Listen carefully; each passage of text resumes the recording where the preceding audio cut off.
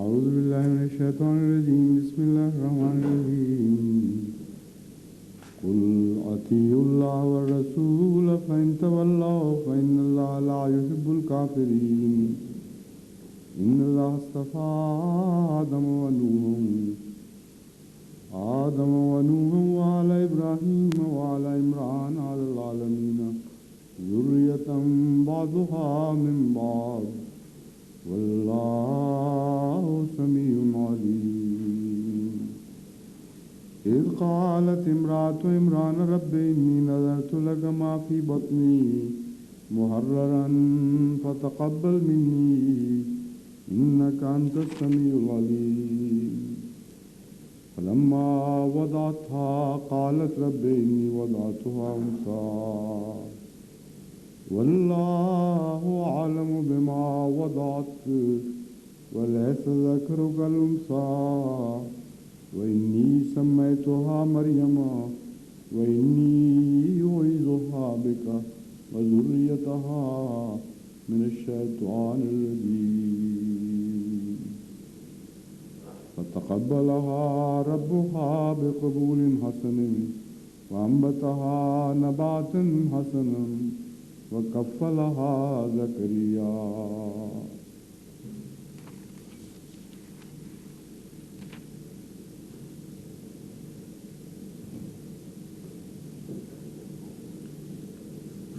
Say, obey Allah and His Messenger, but if they turn away, then remember that Allah loves not the disbelievers. Allah chose Adam and Noah and the family of Abraham and the family of Imran above all peoples of the time. They were descendants of one another, and Allah is all-hearing, all-knowing. Remember when a woman of Imran said, My Lord, I have vowed to Thee that is in my womb to be dedicated to Thy service. So do Thou accept it of me. Verily, Thou alone art all-hearing, all-knowing. But when she was delivered of it, she said, My Lord, I am delivered of a female, and Allah knows best of what she was delivered of. And the male she desired to have was not like the female she was delivered of. And I have named her Mary, and I commit her and her offspring to Thy protection from Satan the rejected. So her Lord accepted her with a gracious acceptance and caused her to grow in excellent growth and made Zachariah her guardian.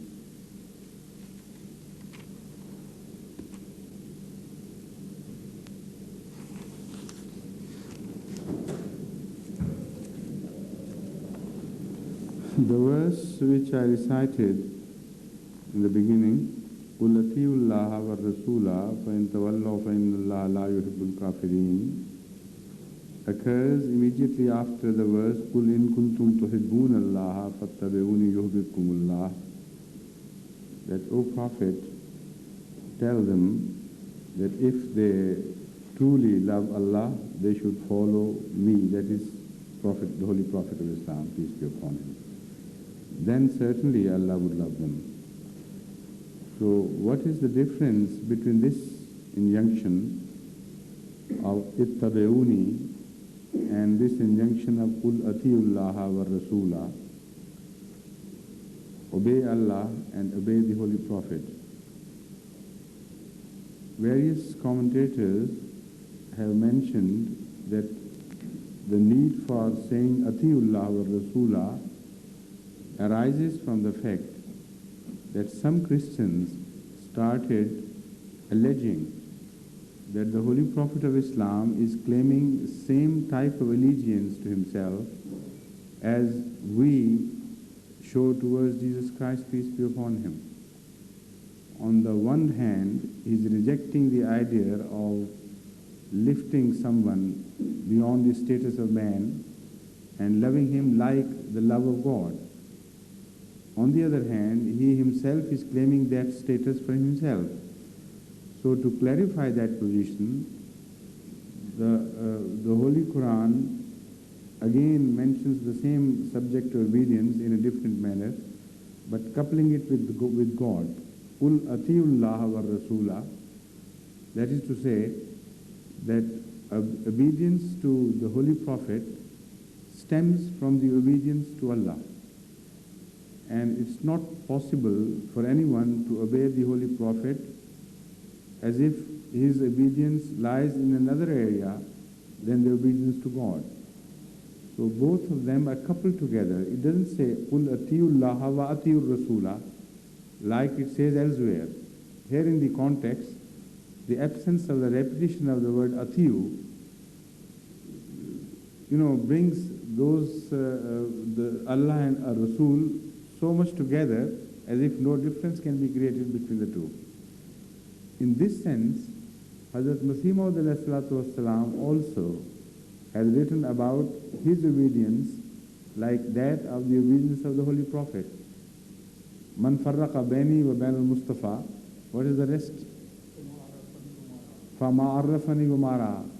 And many ignorant non-Ahmadi scholars object against it very strongly. They take a strong exception to this and claim that by making such a statement, in fact, he wants to bracket his position and status with that of the Holy Prophet of Islam, peace be upon him, which is totally wrong and false. The style is the same. Atiyullah wa Rasula does not mean that the status of the Holy Prophet of Islam is claimed to be exactly like that of God. What it shows is that the Holy Prophet can never walk out of the obedience of God. And he is so completely under his command that as if to obey him is to obey God. So no status is mentioned, nor is it ever meant. And some people who can't understand it, like the Christian scholars can't understand the Holy Prophet and his jargon. Similarly, the non-Ahmadi Muslims, following their path of attack, try to attack the Hazrat Masih Maud as whenever they are given the slightest opportunity. So, قُلْ إِن كُنْتُمْ قُلْ أَطِيعُوا اللَّهَ وَالرَّسُولَ, which means that the obedience to the Holy Prophet is entirely based on his obedience of God. The result is that the Holy Prophet has identified himself so completely with the revelation of the Holy Quran that his obedience has become like the obedience of God. فَإِن تَوَلَّوْا فَإِنَّ اللَّهَ لَا يُحِبُّ الْكَافِرِينَ. It's a message, they may or may not accept it, there is no coercion in religion, but you can remind them that if they turn away, because this is from God, this message is from God, so Allah does not love those who disbelieve. Now this idiom of Allah does not love those does not mean that he likes them, because this is also a style of strongly condemning. In fact, in English too, I think they have a similar expression that I don't like it much, or I don't like it. It means, in fact, I dislike it very strongly. I disapprove of it very strongly. Once I remember my uncle, he was superintendent jail in Lahore, Sayyid Habibullah Shah Sahib. He was a very meticulous officer and he kept everything in perfect order. And he was a very honest officer as well, naturally. So everything which was entrusted to him by way of spending on the jail cause was spent on the jail, not on some other, even unrelated affairs. So wherever he was posted, the jail was in the most perfect condition. So he was visited by an IG jails who was an Englishman. So he started making the round and saying at every other corner, everything he visited, not bad, not bad, not bad at all, And my uncle was so disgusted. He said, I have produced such beautiful results, and all that he has to say by word of praise is not bad. In Urdu, if somebody says bura nahi, it means it's just, marginal. And it could be worse, that sort of thing. So this is lack of understanding of an idiom, but an Englishman objecting against this behavior would not, it would not be befitting him, because he knows in his own language, this is the style of expression.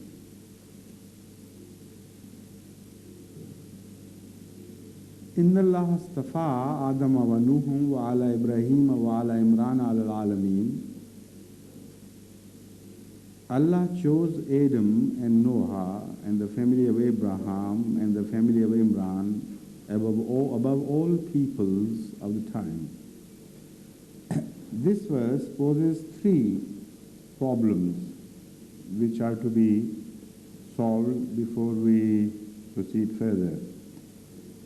Number one, Allah says that the word istifa, as I'll explain it with reference to dictionary.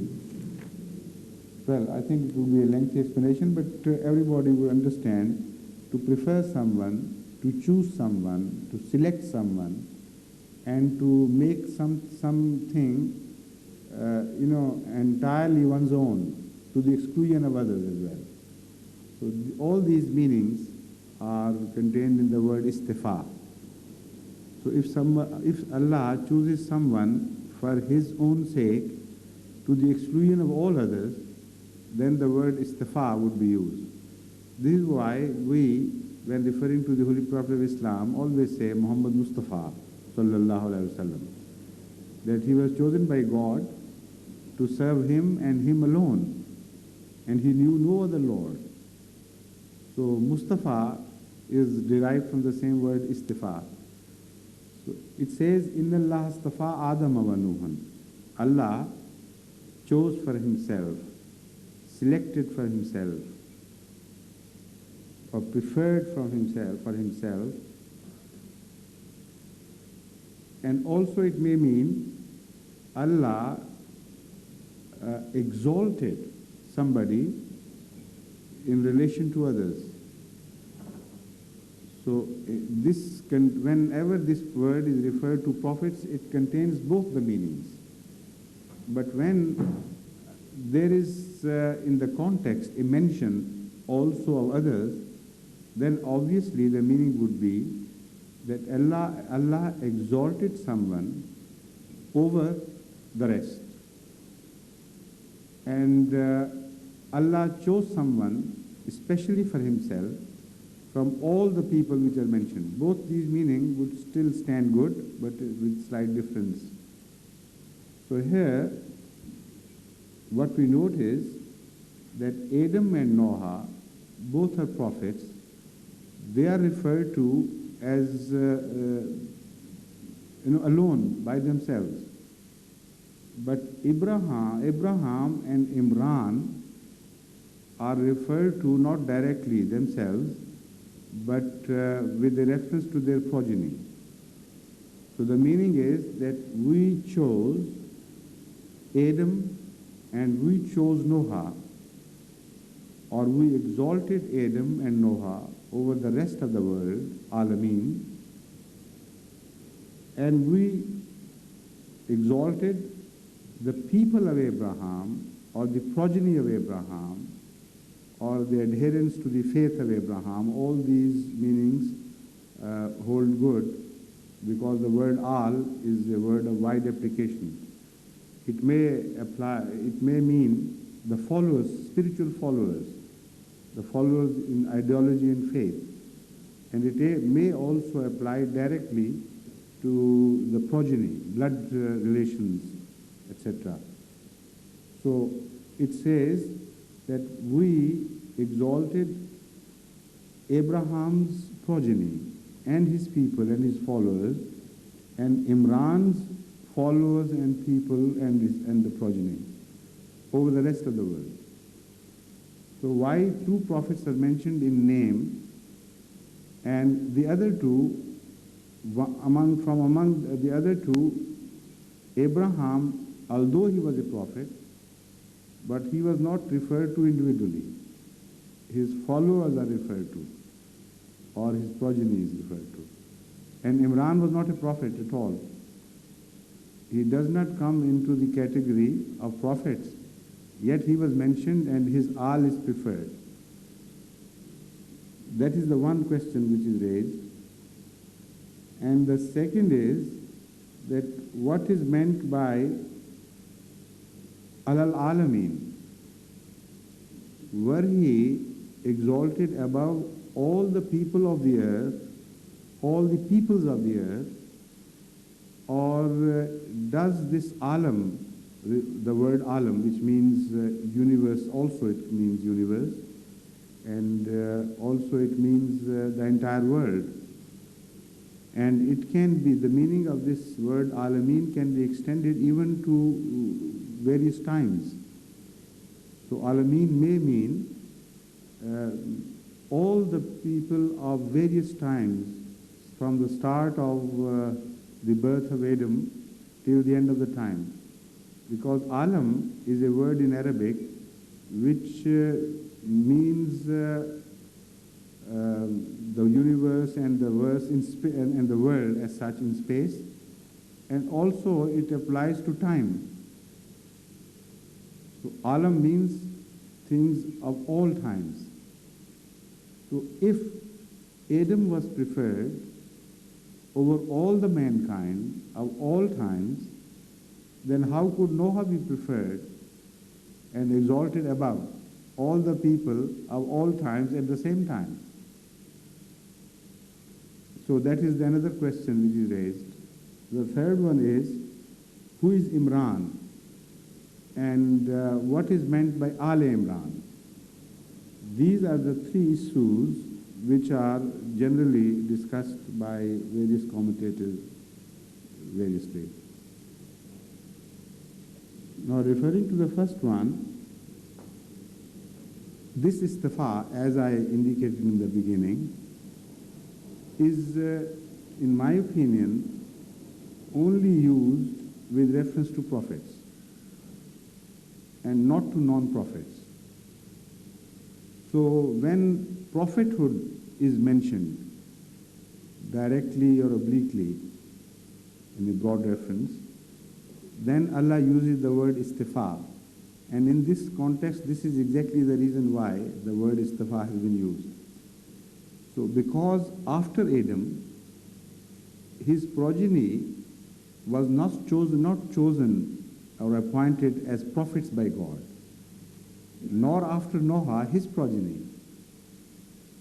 was chosen or selected by God, as appointed by God as prophets. So they were to be referred to independently, individually. Because we know that from among the sons of Adam or the sons of Noah, there was no prophet.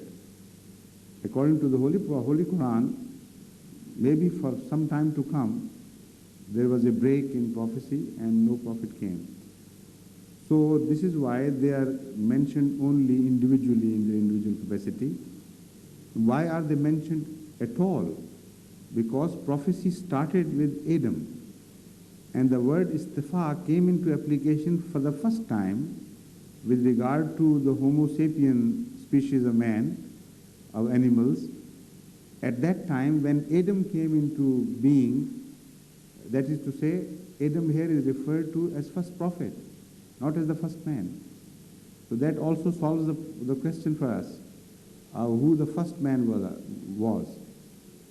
There is no mention of the first man as such in the Holy Quran, and whenever the word Adam is used, it is used in application to the first prophet, because the word istifa has solved that enigma for us. Adam was mentioned because he was the first prophet, and Noah was mentioned because he was the second prophet bringing a new law. And between Adam and Noah, there was no law. And maybe there were large gaps between even non-bringing prophets.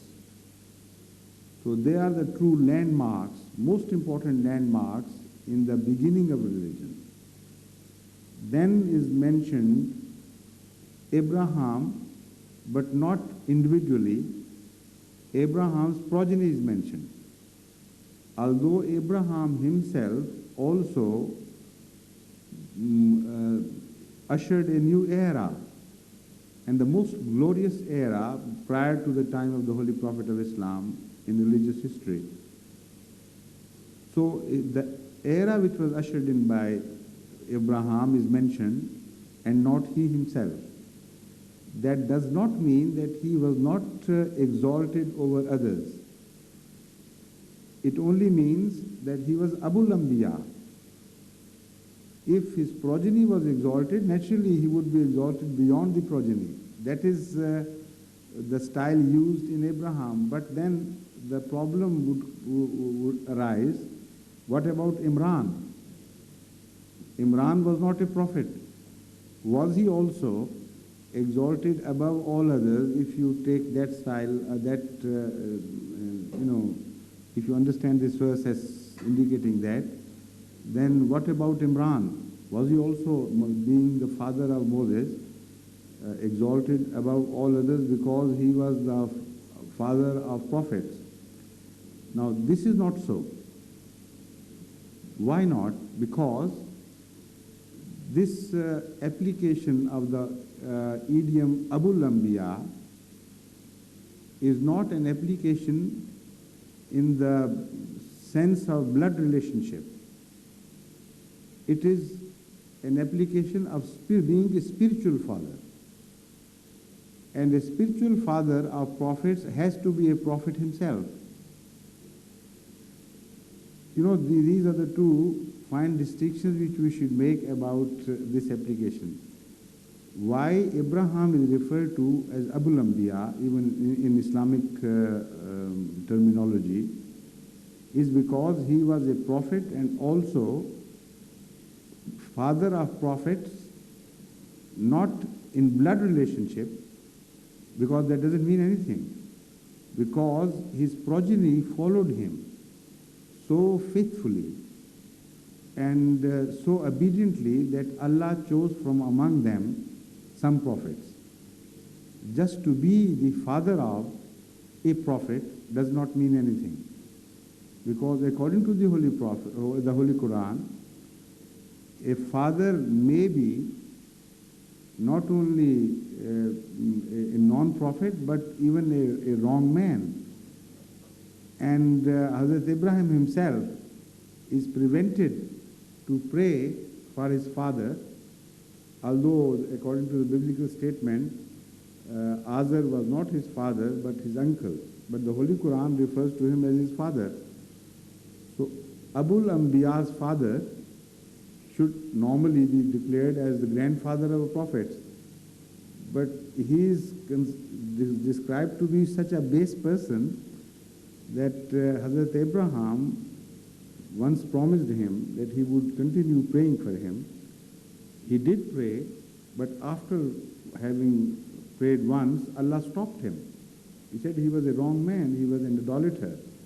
And as such, prophets, it does not behove a prophet to pray for his fathers or mothers, etc., if they are enemies of God. And he was an enemy of God. So just the progeny, in blood relationship, does not mean anything. So here, in the case of Abraham, he is declared, Aale-Imraan is referred to the prophets among Abraham. They were chosen. And Abraham was chosen, although he is not mentioned here as such, but he was chosen on the authority and strength of other verses of the Holy Quran. And because for Imran there is no such authority, no such supporting evidence that he himself happened to be a prophet or a very holy man, so this praise of Aale-Imraan is not does not include Imran directly or indirectly. All that we can say about him is that because we do not find any derogatory reference to him either, and because he was not an idolater as far as we know, and because he was one of the Israelites, and there is no negative reference to Imran at all in any sense. So although he was not a prophet, he was must be a good man. And as such, he enjoys this distinction of a person whose name is mentioned in the Holy Quran with reference to a great progeny which Allah chose. So what I want to make clear, perhaps I got a bit confused about it, was that although Abraham and Imran are both mentioned in the same style, in the same bracket, with reference to their progenies having been chosen by God and preferred over the rest of the world, it does not indicate that they both hold the same status, because the status of Abraham is established not on the authority of this verse alone, but on the authority of so many other verses of the Holy Quran. And for Imran, we do not find any such supporting evidence. That is what I want to say in a nutshell. As far as the word Aale-Imraan itself is concerned, this is also debatable. Some Muslim scholars believe that here, father of Moses, who was also Imran, the Bible gives him the name Imran. He is referred to, and by Aale-Imraan, it is meant that Moses and Aaron and many other prophets which were born among the progeny of Imran, they were made prophets, so they were the object of istifa. Allah chose them and exalted them above all others.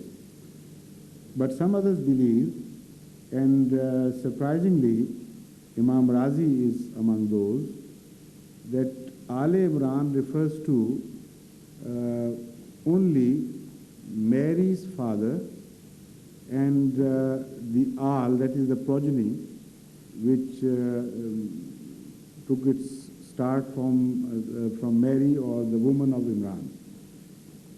They are mentioned. As I have made myself clear earlier, I think the word istifa in this context means the exaltation to the status of prophethood. And that is, in fact, the only meaningful tribute that could be paid to these people here with reference to the rest of the world. That shows that in the time when Abraham, or Adam, or Noah and Abraham were created prophets, at that time, perhaps in the rest of the world, there was no prophethood. If this argument is right, then history should support it. I have already appointed various scholars to investigate this matter. So, as long as that investigation is not ripe, this matter would not be finally resolved. So we should await that. But this is my personal inclination, and a strong inclination for that matter, that here the word istifa does not mean just preference generally speaking, but preference in the sense that from among their progeny, chain of prophethood was made. I mean, a procession of prophets came. And because prophets are exalted above others, so the people of the prophets were also referred to as an exalted class, generally speaking. And where you don't find such prophets coming in chain or in processions, those people are not referred to as those who have been chosen by God. But some others, I say, even differ with the meaning in the meaning of istifa. They believe that the entire people belonging to those prophets or those eras in the Middle East were exalted above the rest of the mankind all over the world, man to man and individual to individual, as if a special race was born and the rest of the world was created inferior to the race which is being mentioned to here. Now that is not so, because again this can be proved from this verse. Why not Adam's progeny? Why not Noah's progeny? They were also great prophets among the forefathers of the same people. And if their progeny was not exalted, then how come that later on an exalted progeny was born from among the same people who were not specially created by God? You know, if a race was created in a special style and a special design, so that there are some superior racial characters born among those people, then right from the start you should have observed those characters of superiority among those people from the start of the time. But the absence of such reference to Adam and Noah tells us that it is not the races which are mentioned. No racial superiorities are referred to here. So that would solve us later on the problem of interpreting the same term with reference to the Israelites in general and the Jews as they are understood. I don't believe that as a race they were born with superior characters, like the Nazis, for instance. The Holy Quran never mentions any such thing, even remotely, whereby we should understand that some people as a race were preferred over others. The word istifa, remember, has a very direct bearing with the phenomenon of prophethood. Wherever prophets are born, some special favors of Allah are shown to the people around because of the blessings of prophecy. It does not go into their blood. It does not change the characters of their genes and chromosomes, etc. No such thing happens. What happens is that because they start following a very enlightened teaching, which has been revealed by God Himself, so overall they appear to be superior and they gain superiority on the strength of following the prophets, not independently. This is what happens at the time of prophethood, and according to Hazrat Mirza Tahir Ahmad, the blessing of prophethood is so wide sometimes that even those who do not believe, they also benefit from the dispersal of light of revelation to, at a certain time, like Jesus Christ, peace be upon him. When revelation came to him from Allah, descended to him from Allah, the whole age was in a way blessed. So it is always the blessing of the prophethood which makes a people of an age appearing better or apparently better than the rest of the world. Perhaps I'm saying apparently better. For me to say apparently will not be well understood by you. I don't mean they don't become better. The word apparently, when I use it, only refers to their true characters. Some people think that they were born with better characters because they look better. Not that. They become better, they become excellent because of the blessings of the Prophet, and as long as they follow such prophets, they remain superior.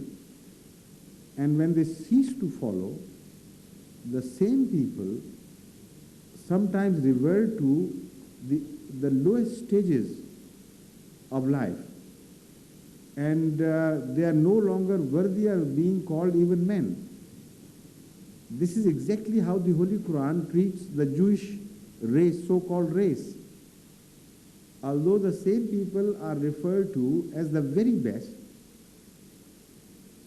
at a time when Jesus Christ came, the same people are referred to as the very worst. وَجَعَلْنَاهُمْ قِرَدَةً وَخَنَازِيرَ.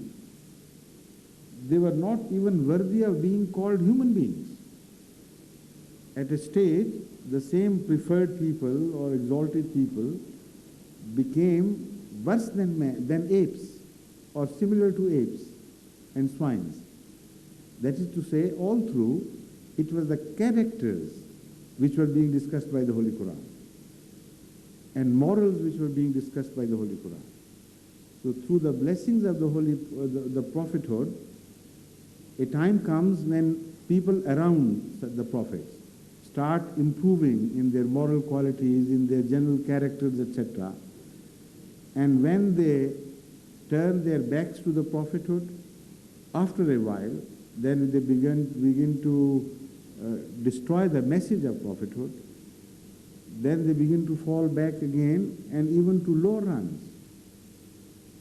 Even sometimes they deteriorate to a degree that in the sight of Allah they are worse than the worst human beings. So when I say I'm inclined, this is what I can prove on the authority of the Holy Quran, that no racial superiority is ever mentioned in the Holy Quran with regard to any people.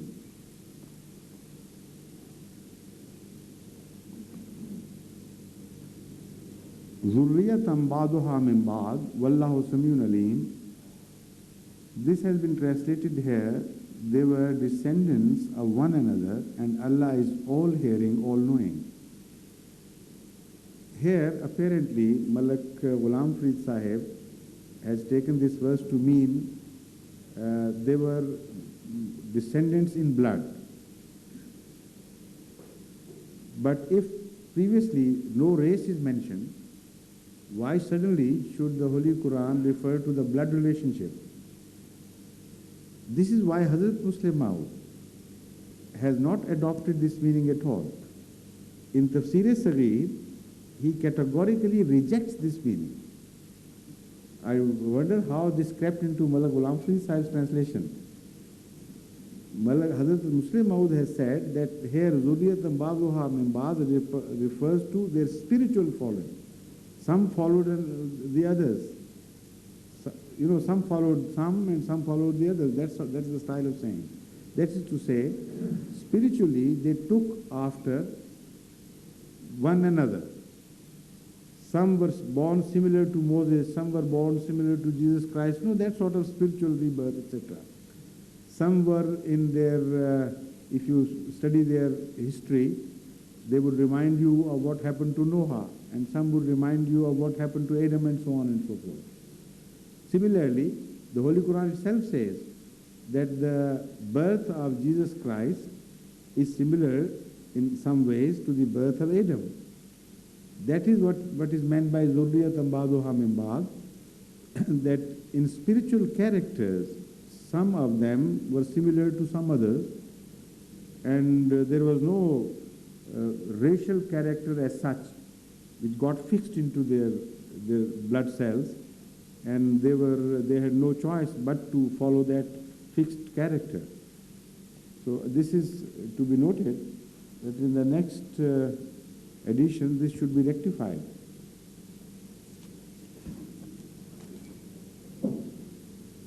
إذ قالت امرأة عمران رب إني نذرت ما لك ما في بطني محررا فتقبل مني إنك أنت السميع العليم. Remember when a woman of Imran said, My Lord, I have vowed to thee what is in my womb to be dedicated to thy service. So do thou accept it of me. Verily, thou alone art all-hearing, all-knowing. This verse is also to be examined at some length more closely. As far as the word Aale-Imraan is concerned, that has been discussed by me at some length earlier in the beginning of the commentary on the surah. Many commentators find themselves perplexed about this reference. Some say that Imran was the husband of Mary's mother, Hannah. And this is what is meant by Aale-Imraan. So Imran, according to them, would mean the wife of Imran. Hannah, the wife of Imran, who also happened to be a cousin of Hazrat Zakariya's wife. So they believe that Imrat means wife in Arabic, so Imran means the wife of Imran. But some others say that here Aale-Imraan is mentioned in general, and because Aale-Imraan is mentioned earlier, so sometimes the word Al is dropped. Imrato Aale-Imrana was what was meant, that from among Imran, that is Aale-Imraan, the people of Imran. A woman, some woman, said this.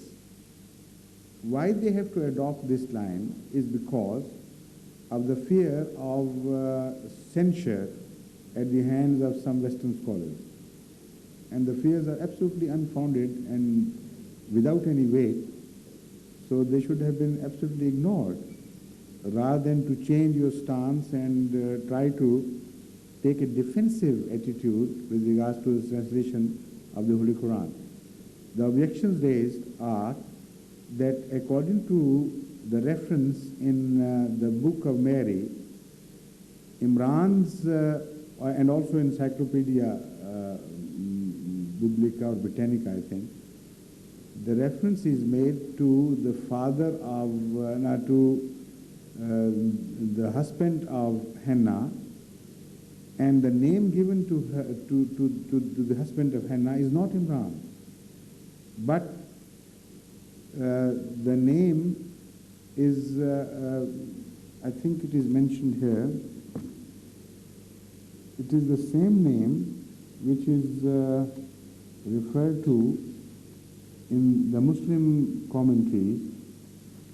The same name is ascribed to the grandfather of Mary. Do you remember that name?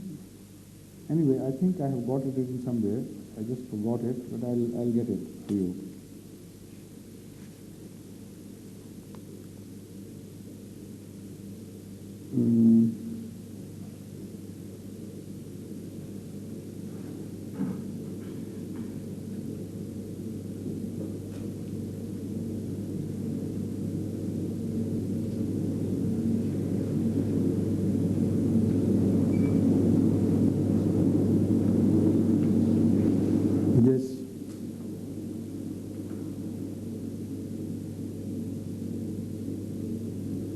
It is, I'm not sure about the pronunciation, but Yoshim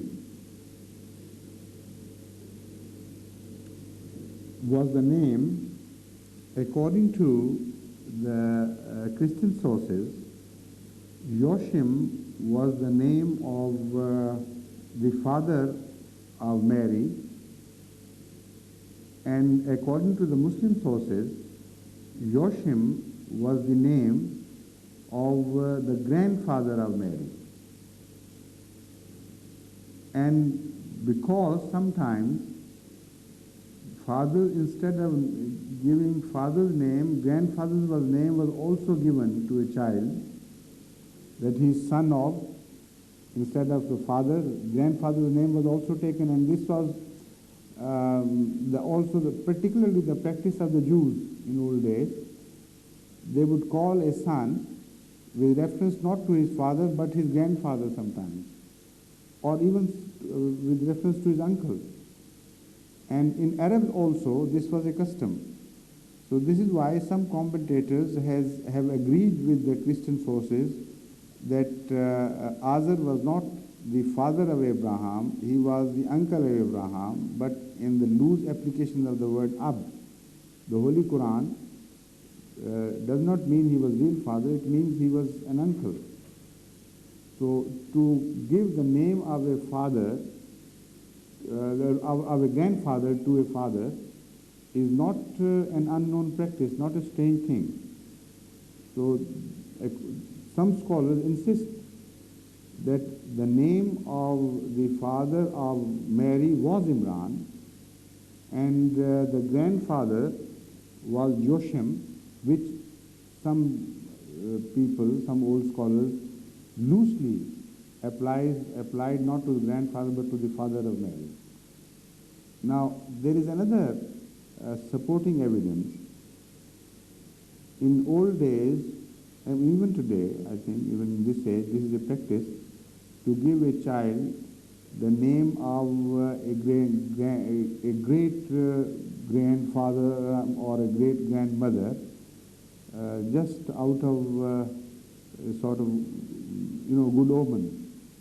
That if we name somebody after some great man or a great grandmother, then she would acquire this, or he or she, they would acquire the characters of that blessed or noble person. So this is why we, in everyday life, we name our children after Rasul Akram sallallahu alaihi wasallam by calling them Muhammad, or calling our daughters Fatima, Aisha, etc. This is a common practice. Also, it so happens that if father's name is Muhammad, they would prefer to give their children names like the names of the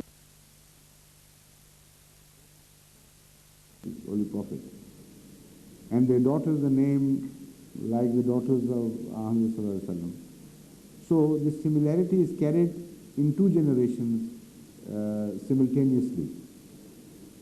So if the name of Mary's father was Imran, then it is quite likely that the mother of Mary should give the name of Mary to her daughter, because Mary was Maryam was also the name of the daughter of Imran, that is, she was the sister of Moses and Harun. So it is very likely that her husband's name was Imran. And when a daughter, especially a blessed daughter, was born to her, she named her after that lady. That is the Maryam, daughter of old Imran and the sister of Harun and Moses.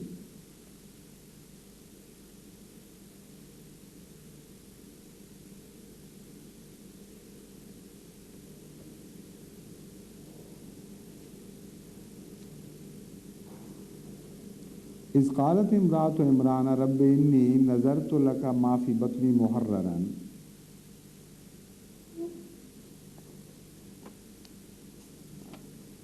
This is a very interesting style of the Holy Quran of narrating this. As far as the promise or vow of Mary's mother is concerned, she did not mention in this vow the sex of the child. She just roundly said, generally speaking, ma fi batni. Whatever is in my womb, I dedicate to your service, to your cause. Now this is a very interesting control over our words by God. Even before something has happened, when we pray to God and when Allah wants to listen to that prayer meaningfully, but in a manner other than what we want, then Allah has special control over our words, with the result that nobody can say you accepted that prayer but yet did not fulfill. You said you accepted the prayer but did not fulfill it. Had she mentioned the child to be a male, and Allah had answered her that yes, I have accepted your prayer, then a male had to be born. It seems Allah promised her that yes, I accept your prayer, but the wordings of the prayer were specially controlled by Allah, and she did not say, if a son is born to me, normally this is the way the mothers should pray. They are not sure whether a son would be born or a daughter would be born. So this is what one expects. That she should have said, "Oh God, I want a son to be born. If a son is born, then I will dedicate him to thy service." But what she says is, "Maafi batni." Whatever is in my womb, I dedicate to your service. So Allah said, "Okay, I accept it." But when the child was born, it was not a male. In her mind, she had that. That of course it is understandable that only a male child can be dedicated to service. So the word muharraran means somebody who is liberated, who is emancipated, who is absolved of all responsibilities. This is the word which was used by those who wanted to dedicate their children to the cause of God. Why use the word muharrar? In Urdu, if you use the word muharrar, it means he is free to commit sins, whatever he wants. But in Arabic, it stood for an exactly opposite meaning. Muharraran meant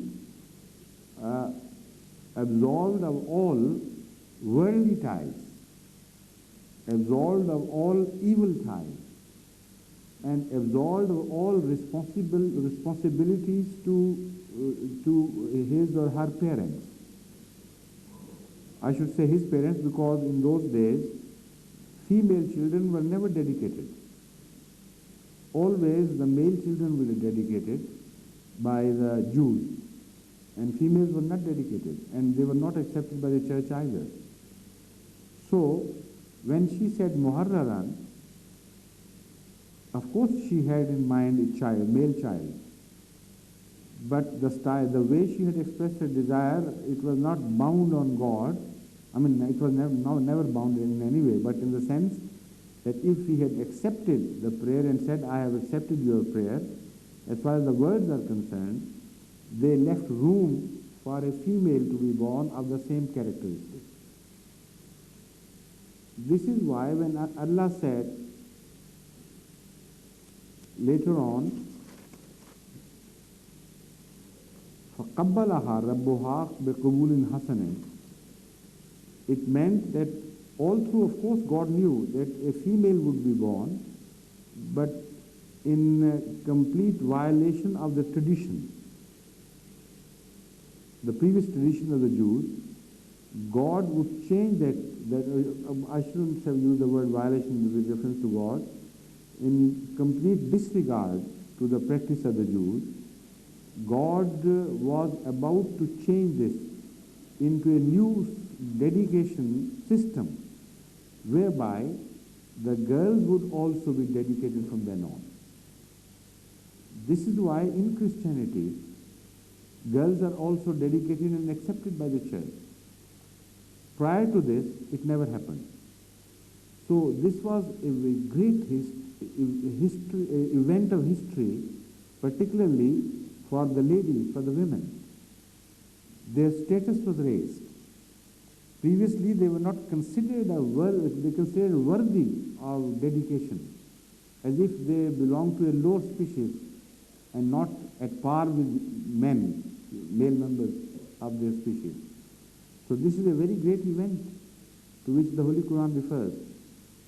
It says that although the mother of Mary had in mind a boy, and she thought that boy would be a very important boy when he is dedicated, and that would be, he would become very special. But she had no idea that despite the fact that it was going to be a girl, the girl was to be so special that never before in the history of the religion, of the Middle Eastern religion, any woman was dedicated, but Mary was to begin a new era of dedication, which was followed, which is even followed today by the Christians particularly.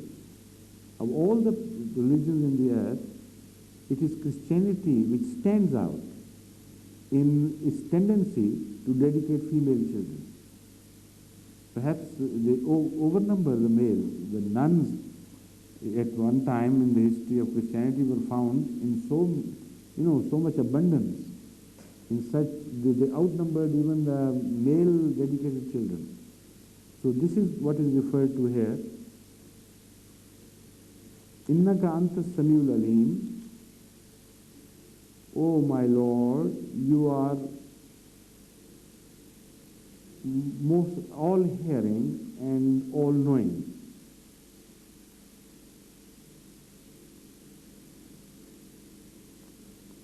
Now this is an oft-repeated attribute. These are the two oft-repeated attributes of God on which so much has already been said and written. So I won't repeat unless I have to point out to some special application of these attributes. Then I will of course turn to them again.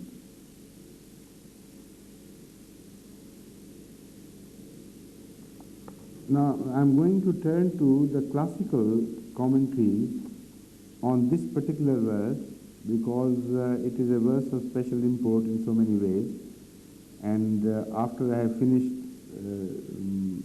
updating you about what they have said, and also I'll have my own comments on their commentary, then we'll turn to the next verse.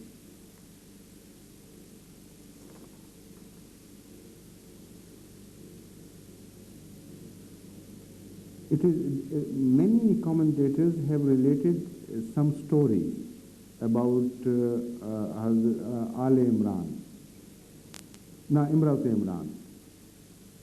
And I don't know why they got drawn into these stories, because they are insignificant. The significance of all this lies totally elsewhere, not in these stories, but the stories which they have been telling us about are these. All of them have been telling almost the same story with small variations. They say that the woman of Imran was barren. She could not bear children. And she always was jealous and envious of those women who were with children.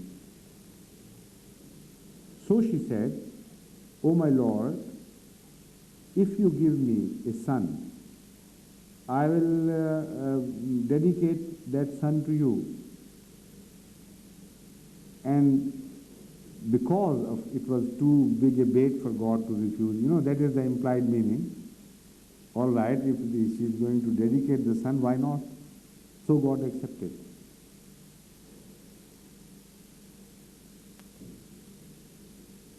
Ibn Ishaq also has taken the same line and supported the story, but with some addition. He says that once the mother of Mary, having grown old without an issue, was sitting dejected under the shadow of a tree, when she saw a bird who was feeding her what are they called, children of birds, small, this brood, who were feeding her brood. This, excited her so much, and awoke in her the desire, which is always there, of course, but it excited it to a frenzy. That, oh, I am without a child and without an issue, and look at this bird. So there and then she prayed to Allah for a son, but not conditionally as it has been earlier related. And because her state was very pitiable, so Allah accepted that prayer.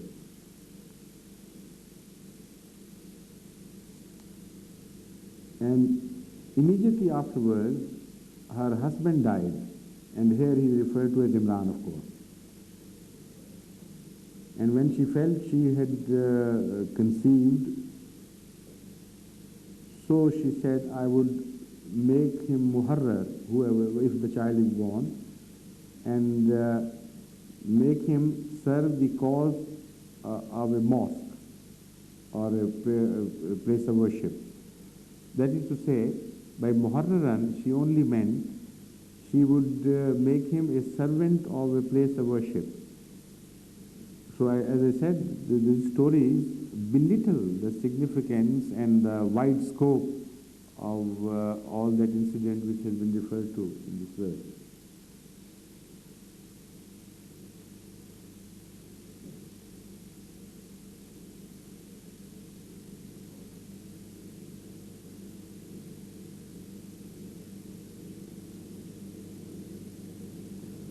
Hazrat Hassan Basri says that she did it. That is to say, the very desire was born in her heart and the prayer out of that desire on special instruction from God, which was a revelation to her.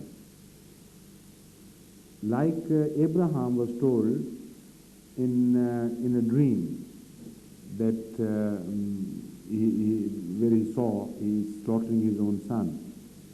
So she was told by God that a son was to be born to her and she should dedicate that son to the service of God. So she should also pray for such a son to be born.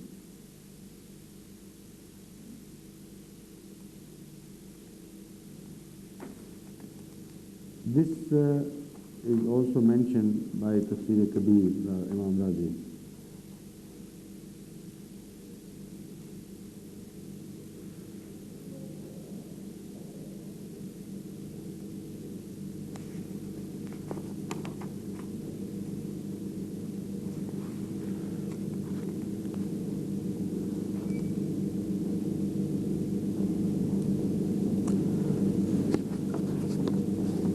Imam Razi has also pointed out the absence of the mention of the sex of the child, and he says this is because perhaps she was under the impression that whenever one dedicates someone, it is always a son. So when I make a promise I will dedicate, it is meant, of course, a son is to be born. But he notes the absence of the mention of the sex and solve this by taking the attitude that she took it for granted. And of course she took it for granted, no doubt.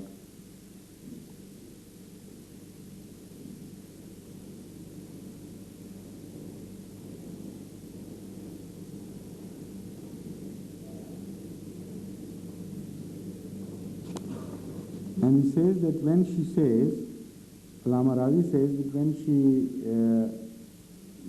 said afterwards, فَلَمَّا وَضَعَتْهَا قَالَتْ رَبِّ إِنِّي وَضَعْتُهَا أُنْثَى. It doesn't mean that she is telling God what she was delivered of, or she gave birth to. She was only complaining that, oh God, what has happened? For 9 months, I was carrying the child as if it was going to be a boy, and I was given the impression that you have accepted my prayer. And what is this? This is a girl, not a boy. But this is understood, of course, very obvious from the style of this verse.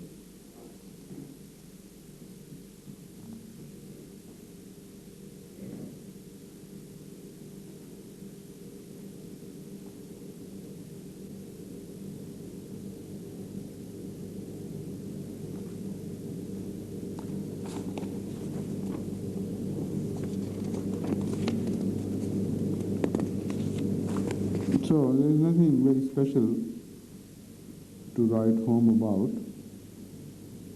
and just the ordinary meaning of the verse are explained further with reference to some stories.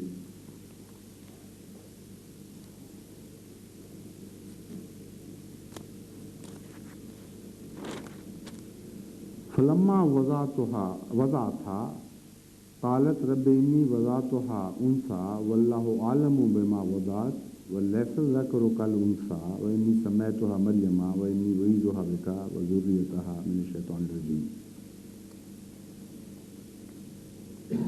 This becomes, if not a controversial verse according to some scholars, but a many-faceted verse at least, with many possibilities of translations open to us. It means, but when she was delivered of it, she said, "My Lord, I am delivered of a female." And Allah knows best of what she was delivered of. And the male she desired to have was not like the female she was delivered of. And I have named her Mary, and I commit her and her offspring to thy protection from Satan the rejected. This is a very interesting verse to study in the sense that it does offer many possibilities of interpretation. For instance, what is the meaning of Wallahu alamu bima wadat? She said, "Oh my Lord, I have given birth to a female child." And Allah says, Allah knows better what she is. As far as this aspect is concerned, I am having the full investigation made, and I'll turn to this aspect later on when it is completed. I am awaiting Dr. Mujibur Rahman Sahib, Mujibul Haq Sahib's report. Have you proceeded any further? Have you made any progress? Okay. And also, I am collecting similar expressions of word alamu. I have generally scanned the mention in the Holy Quran, and I come to be more convinced that this means Allah knows better, and what you know is not correct or not entirely correct. So it is an expression of disagreement. She said, "I have given birth to a girl." Allah says, Allah knows better. It doesn't mean that Allah knows she is a girl and Allah knows better. It wouldn't make any sense. What it means is that you are not entirely right. There is some difference which you have missed. And one of those differences is the one about which I have asked Dr. Sahib to investigate further, and so I will come to that later. But another difference is mentioned here in this verse, in the following part, to which I will refer now. Allah says, وَلَيْسَ الذَّكَرُ كَالْأُنثَى. Male is not like a female. This is the general translation made by all those, not all, but most of the scholars who translate this verse. Now, what is the sense of this? Male is not like a female. Allah, at one place, and I'm just preceding it, Allah says, Allah knows better. And it is the expression of a better knowledge. This knowledge is shared by everyone. Every Tom, Dick and Harry knows that male is not like a female. So obviously this is not what is meant here. It has either a cryptic message or anyway some other reference, not just a simple statement that males are not like females and they have some differences. So what is that? Some scholars have believed that it says the male of the child of your expectation. That is to say, the male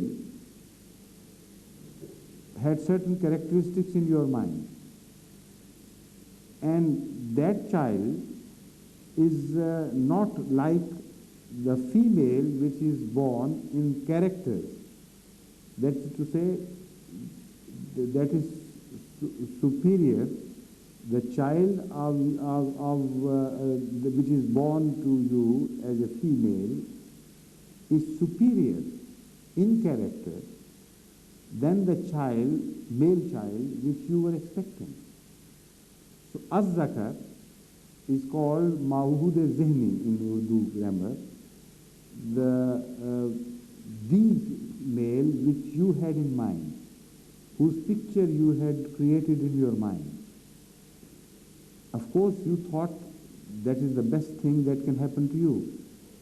But Allah knows better, and Allah knows that despite the fact that it is a female, but this female bears characters and characteristics which are far superior to the male child which you had in mind.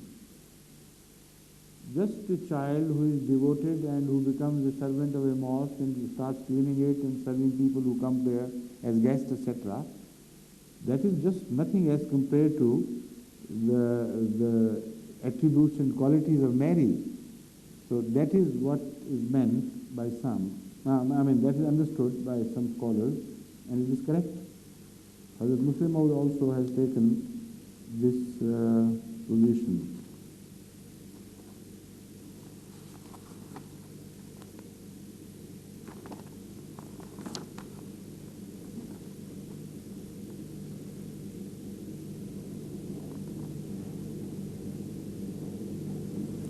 Now, most unfortunately, some scholars have taken exactly the opposite position.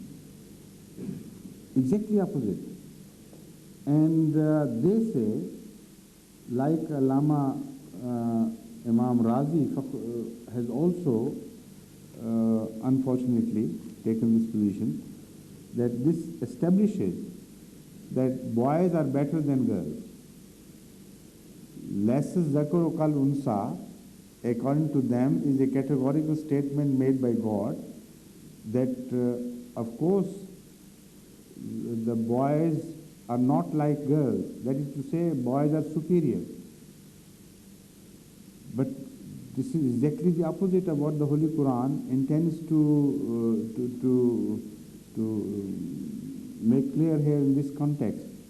First of all, if you follow the style of expression, if Allah meant a girl cannot be like a boy, Allah should have said, Lasal unsa ka zakar. Because inferior in this case is always referred to, mentioned in the first instance, and that who is superior is mentioned afterwards. Girl cannot be like a boy, that is the style. So lesson unsa ka zakar is not mentioned here. Lesson zakaro kal unsa. Here the girl which is born is considered superior. Now, if this meaning, which is attributed to this verse by some scholars, among them Lama Razi, is to be taken to be correct meaning, then there would be a very strong objection against God and his sense of propriety. Mary's mother is claiming that I wanted something better and you accepted my prayer as if you accepted, and you gave me the impression that you had agreed to my demands, my begging. And now what do I get? An inferior thing. The answer would be, Allah knows better than you do, but you are right. I have given you an inferior thing. This does not hold water at all. The whole order would go wrong. The very character of this verse will be destroyed. So that is not what was meant by this Lasa Zakaro Kal Unsa. Exactly the opposite was meant. That boy which you had conceived in your mind is not to be compared with the girl which I have given you. She is far superior. So, according to this verse, Islam claims or declares for the first time in the history of religion that girls can be better than men if they are dedicated and if they are true servants of God. In the sight of Allah, they can be far superior to ordinary boys which are not so. So this is a revolutionary declaration in the Holy Quran, of which the scholars should have taken pride and mentioned it in so many words to the rest of the world, that this, look here, what a beautiful thing. You say Islam, according to Islam, women are inferior to men. Here the statement, the categorical statement of the Holy Quran declares, no, not as such. Not in their physical features and character. There is nothing. Like I said, Islam does not support the idea of superiority of races against others, some other races. That is to say, racial superiority is not known to Islam. So the sexual superiority as such is rejected in this verse. That some girls in the sight of Allah can rise far superior to a far exalted position than some other man. So no woman can ever complain that we have been created inferior.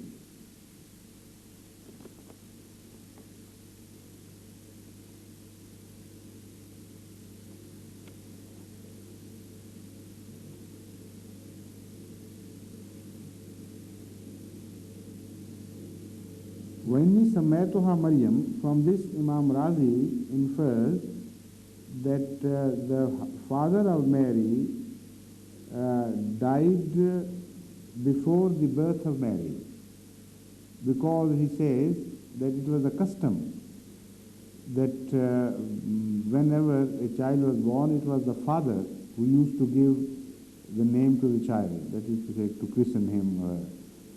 So in this case, because Mary is addressing Allah and saying that I have named her Mary, it means that there was no father at that time, no living father.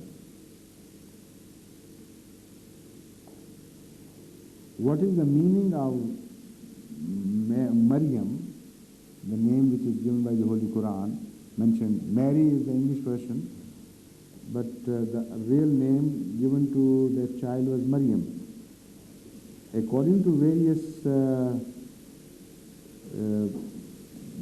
commentaries, Maryam, some say, is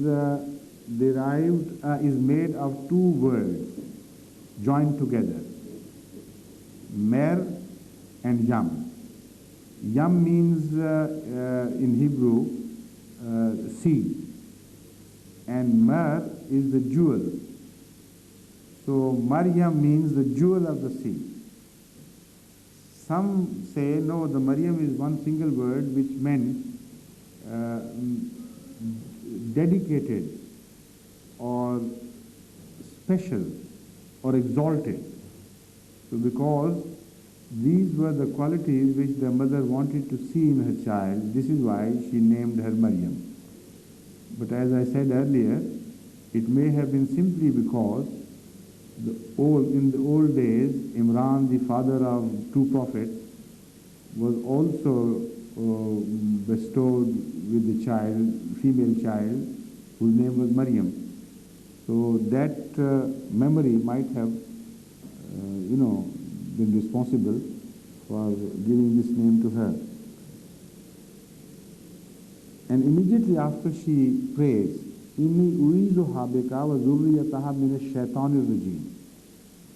And O Lord, I pray to thee that she should be saved from the influence of Satan. Why suddenly mention of this is made? If I am right, that it was the same old Mary, after whose name she was giving this child the name Mary, then she was once inflicted by Satan, and she is the one who is reported to have abused Hazrat Musa ﷺ when he married among a tribe which was not considered to be at par with their lineage.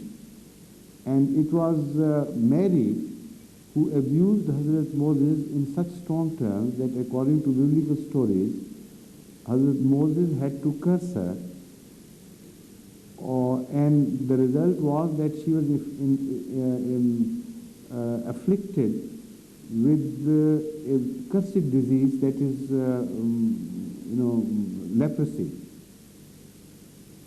Pulberi, as we call it, what's the name of, what is pulberi in English? The skin, when the skin becomes white and loses its, No, no, leprosy is the general term, but the modern technical term for this disease is not leprosy. This is, I remember it, in homeopathy I have been reading so much about it, but just slipped out. Anyway, there are two diseases, technically speaking, completely different.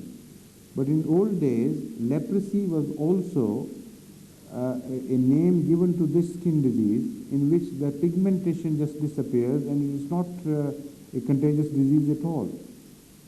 And it shouldn't be taken as a cursed disease as leprosy is, because leprosy is also connected with sexual excesses, etc., and with vile life and wanton life. So it was understood that leprosy is a curse of God. And also it was a very, very ugly looking disease too.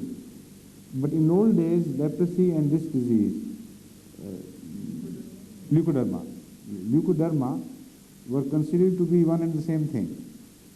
So she was afflicted with leukoderma, Mary, the sister of Hazrat Moses. But after 1 week, with the prayer of Hazrat Moses, when she repented, she was also cured completely. So if that lady was in her mind, immediately she would think, I am giving her that name, but not, begging you to make her commit the same mistake which she did.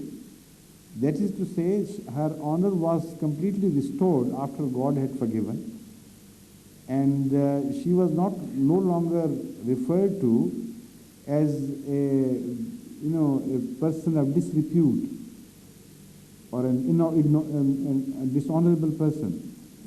After she repented, and her crime was just that she didn't like Moses having married outside and in violation of family traditions.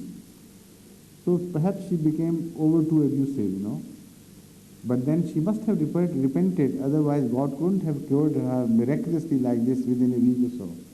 So anyway, I think when I read this, I think that was the reason why she gave her the name Mary, and that is why she immediately thought of praying that may Allah save her from the touch of Satan.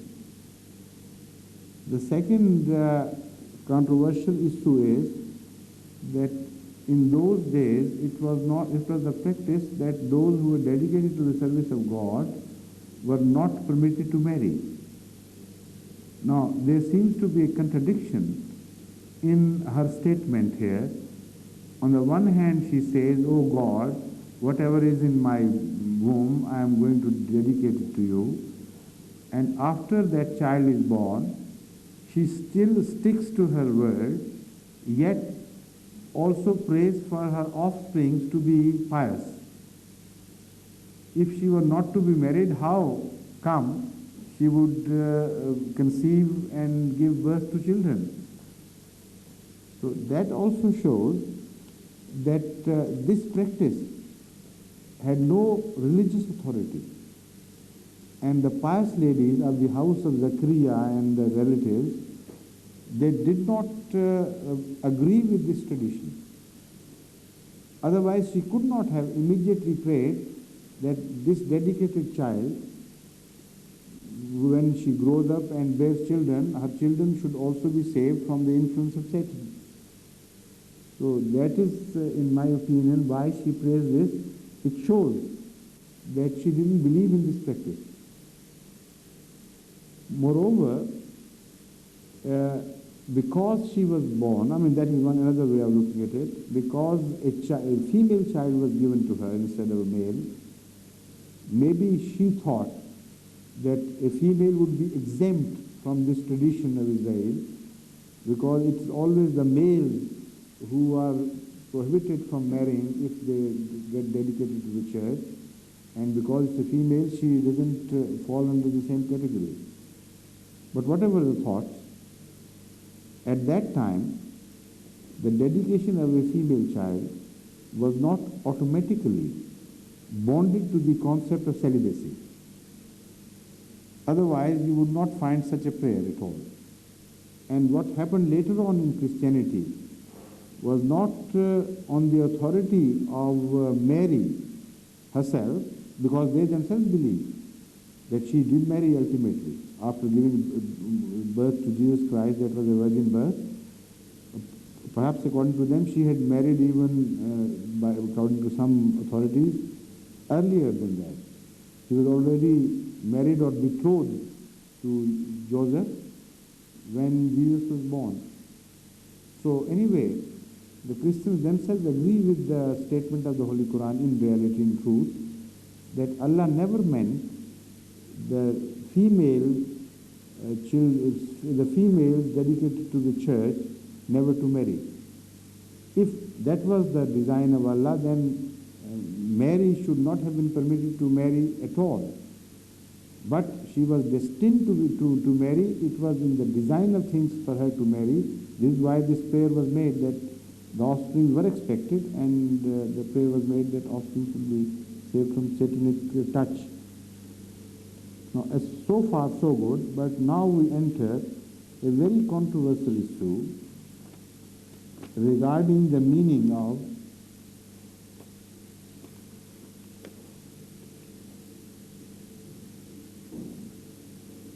this prayer. وَإِنِّي أُعِيذُهَا بِكَ وَذُرِّيَّتَهَا مِنَ الشَّيْطَانِ الرَّجِيمِ.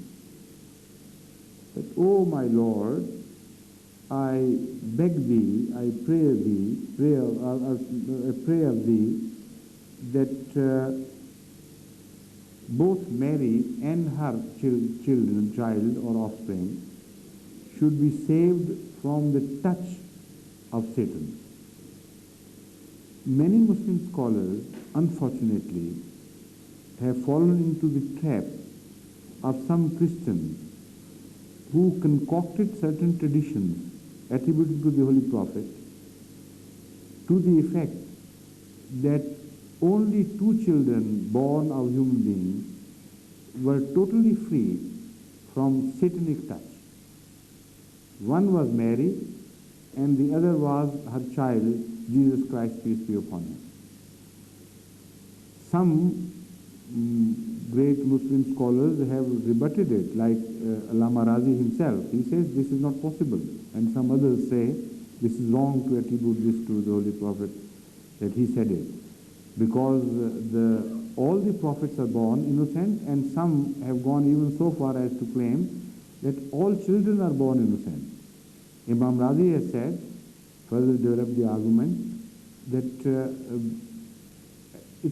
moreover, apart from the fact that every child is born innocent, it is inconceivable that a Satan is permitted by God to mislead children, infants, the newborn babe.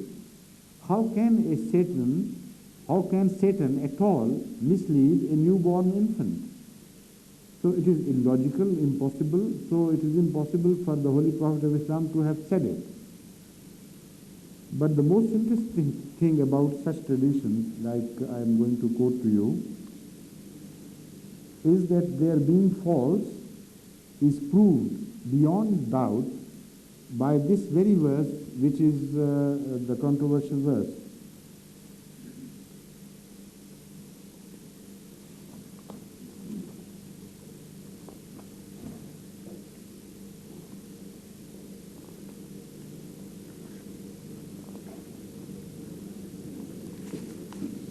I will read to you, yes.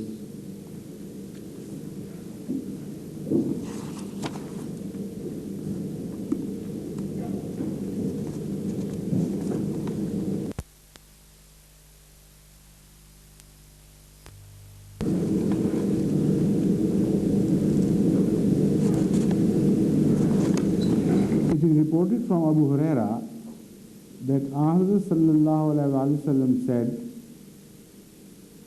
whenever a child is born, invariably Satan touches that child, except for 2 cases, that is, one of Maryam and the other of Jesus Christ, peace be upon him. When Mary and Jesus were born, Satan was not permitted to touch them. This is attributed to Ahmad sallallahu alaihi wasallam through the source of Hazrat Abu Huraira. And then he says, in this regard, if you so like, you can bring to your mind the verse وَإِنِّي أُعِيذُهَا بِكَ وَذُرِّيَّتَهَا مِنَ الشَّيْطَانِ الرَّجِيمِ. So he connects this verse with this, with this so-called tradition. Many Muslim scholars have rejected it entirely by telling that this is not possible, this is illogical, Rasulullah could not have said it. But still, the Christian scholars, the Orientalists, have specially emphasized this aspect of the tradition by saying that, look here, this is a tradition proved beyond doubt from the Holy Prophet of Islam, peace be himself, which says that all others, including all prophets, at the time of their birth was touched by the Satan, except our Lord Jesus Christ and Mary. So their superiority is established beyond doubt. But they forget that there is an internal evidence in this verse in its relation to this so-called tradition, which proves beyond doubt that this tradition is false. Because if this tradition is right, you know what it means? It means that even before this statement of Mary's mother was made before the birth of Mary, how could Mary be saved from the touch of Satan if the prayer occurred after her birth, not before? But this prayer, according to the Holy Quran, is being made by Mary's mother after the birth of Mary. That is the one point which many scholars miss, unfortunately, which is enough to prove that that tradition is a fake. It has no relationship with this verse. Now you see, it says, فَلَمَّا وَضَعَتْهَا قَالَتْ. It starts with this. When Mary's mother gave birth to Mary, when she was born, when she pointed out to God, oh my Lord, this is a female and I was expecting a male child. When Allah said, I know better what she is, and so on and so forth, then she prayed that, oh my Lord, I pray to thee that this my daughter should be saved from the touch of Satan. So having born, how could she be saved at the moment of her birth from the touch of Satan? Whatever had happened had already happened. So that is what I mean. This verse has an internal evidence that that tradition related to this is totally wrong. It is impossible. So such fake things were generally concocted by sometimes Christians, sometimes Jews, and because people so much loved the name of the Holy Prophet and whatever came from him, that many a time they were injudicious in their acceptance of such traditions, and many a foreign element was gradually introduced by the enemies of Islam, and the Islamic ideas were corrupted through a design. And this is one incident of this, one illustration of this.